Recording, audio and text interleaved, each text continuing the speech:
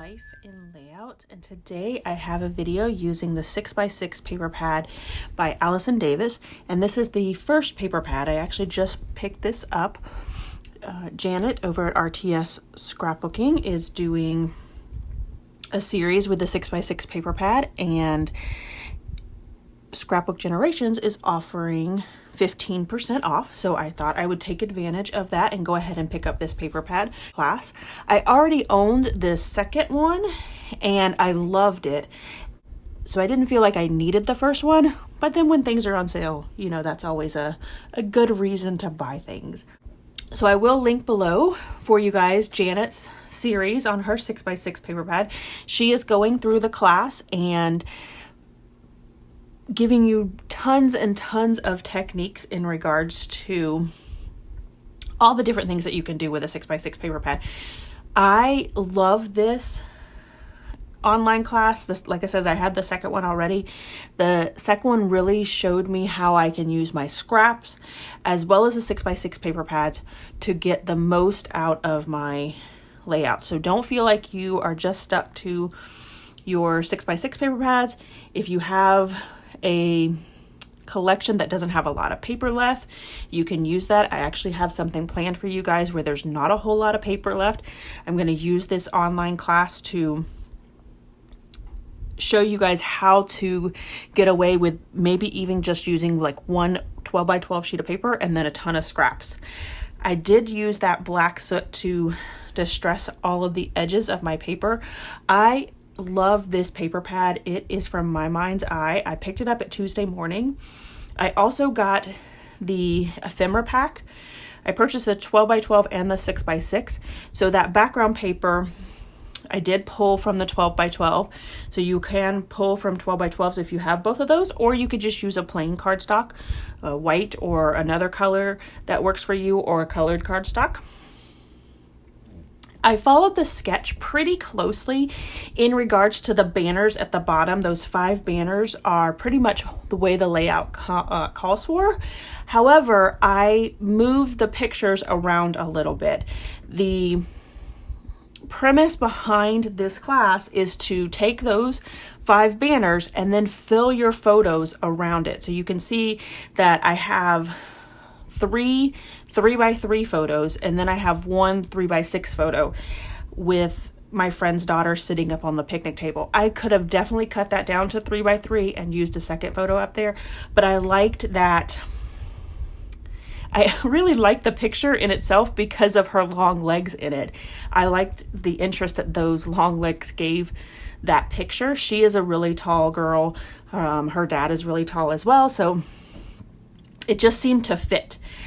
I did pull out my sewing machine because Allison Davis is all about stitching on her layouts and making her layouts fabulous. So I went ahead and just added 3 lines to either side of the layout. And then I'm just pulling my strings to the back and using washi tape to adhere them on the back. These photos are from my friend's daughter's 12th birthday, and I don't even think that I ended up putting anything about happy birthday on there. I did put the number 12. That was her. She turned 12 that year. But I feel like sometimes when you use the pictures correctly and you really showcase that that is what's going on, you don't have to reiterate it with your layouts as well. The 2 photos that I'm putting down there is of her and her friends, and then this photo here that I'm cutting down, I end up cutting it 3.5 by 3.5. She's wearing a happy birthday tiara or hat or whatever you want to call it, so it comes across as a birthday photo because obviously she's wearing a birthday hat, and that makes it work. I don't feel like I need to add additional birthdays to it. The photo on the left-hand side, right next to the photo with Jordan, that little 2x2 photo, and the photo on the far right-hand side where Jordan is sitting on the picnic table and there's a boy behind her standing, those are actually the same photo, and I went ahead and cut them down because I needed 2 different photos there, and I thought that that was perfect. She was sitting on the other side of the bench, so I was able to cut her out and give her her own photo there. I pulled out the ephemera pack to start layering some of my ephemera down. And then I also pulled out some of my own embellishments from my embellishment books, and I will link that below if you guys want to check out how I store my embellishments. That top cluster there, I pulled out the tab that says memories. That actually came from the ephemera pack. And then I purchased these tickets. They were two colors. There's a black one and like a teal color, and there was probably maybe 20 tickets of each color. And so I have found tons and tons of uses for it. And so that's the ticket that I tucked in underneath the memories, and then I added an arrow and a little puffy heart. And then I'm working on the cluster right above the picture of Jordan. That cluster is where I put the number 12 that I was telling you guys about, because I felt like if I kept it close to the happy birthday, it brought it all together and made it feel like a birthday layout, even though I don't have birthday anywhere. So I start the cluster on the right hand side of the layout. I put a half scallop circle as well as that happy, and then I pulled out this rub-on, really large rub-on. It doesn't transfer that well, but I really wanted to get it used up because I felt like this was the perfect layout for it.